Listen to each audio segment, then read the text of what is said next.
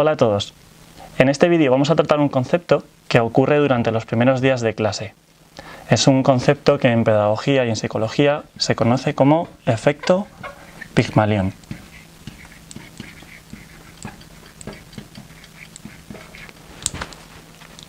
El efecto Pigmalión fue definido en educación física por Martinez como la teoría de la expectativa.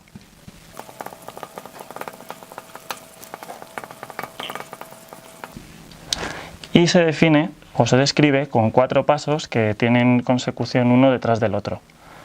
El primero de los pasos es en el cual el profesor genera las expectativas que tiene respecto a los alumnos en función de las primeras impresiones que tiene de ellos. Algunos elementos determinantes como pueden ser la raza de los alumnos, el género o los intereses que el profesor percibe que tienen los alumnos. Este paso da lugar al segundo estadio de este efecto, que es en el cual el profesor se comporta con los alumnos en función de las expectativas que tenía de ellos.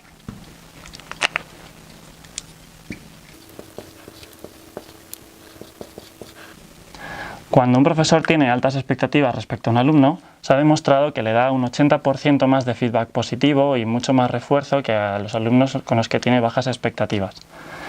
En este caso, los alumnos que tienen bajas expectativas van a recibir un mayor número de castigos y refuerzos negativos. Y en medio de esos dos grupos, de los que tienen altas expectativas y los que tienen bajas, hay un grupo de alumnos invisibles que reciben muy poca información o muy poco feedback de los profesores. En función de ese segundo paso, viene lo que se conoce como valoración reflejada.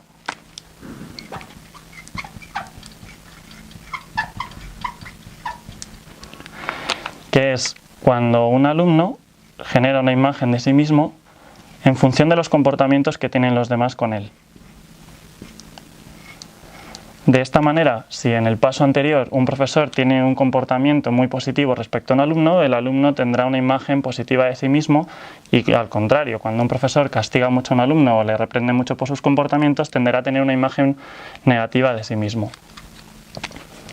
Y esto nos da lugar al último de los 4 pasos, que es en el que se da el comportamiento del alumno.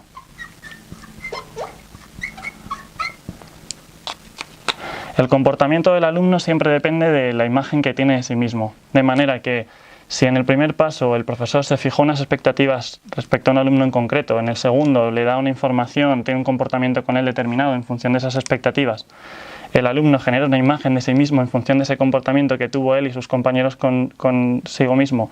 Por último, se comportará como los demás esperan que se comporte. De manera que se cierra el ciclo, igual que en el efecto Pigmalión, lo que en principio se convirtió en una idea que no existía, termina convirtiéndose en un comportamiento real. Podemos hacer varias cosas para evitar este efecto Pigmalión o cortar con el efecto negativo de la teoría de la expectativa.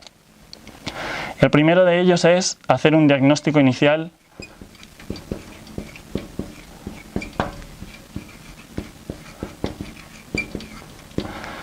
que sea riguroso.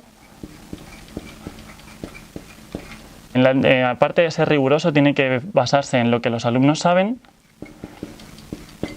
y en lo que les interesa, no tanto en lo que no conocen y les falta por conocer. Porque de esta manera nosotros podemos fijar metas individuales para los alumnos en función de las metas que ellos mismos se fijan. Y la segunda estrategia, que es la más compleja y la más difícil de conseguir y no a corto plazo, es el de evitar el juicio. Evitar el juicio requiere varias estrategias de comunicación. Una de ellas es evitar utilizar el verbo ser cuando nos referimos a un alumno. Un alumno nunca es lo que nosotros queremos. No podemos utilizar este alumno es un vago, este alumno es muy activo, este alumno es demasiado movido en clase. Porque de esta manera no le damos la oportunidad de cambiar esa expectativa. Tenemos que cambiar el ser por el se comporta, que se refiere a un momento en concreto y que él puede modificar y cambiar. Hay muchas más muchos más aspectos que están relacionados con este efecto Pigmalión y con la teoría de la expectativa, y quedan también algunos debates y algunas preguntas. Por ejemplo, ¿puede utilizarse de manera positiva la teoría de la expectativa? ¿Podemos, a partir de fijar expectativas positivas a los alumnos, conseguir comportamientos positivos? ¿Es eso manipular el comportamiento de los alumnos? ¿Deberíamos intentar que los alumnos sean ellos mismos sin tener ninguna expectativa previa respecto a ellos? ¿Podemos pedir a los alumnos cuáles son sus expectativas sobre sí mismos y trabajar a partir de ellas? Pues seguro que a vosotros os surgen muchas más ideas respecto a esto y espero que lo podamos comentar cuando nos veamos. Hasta luego.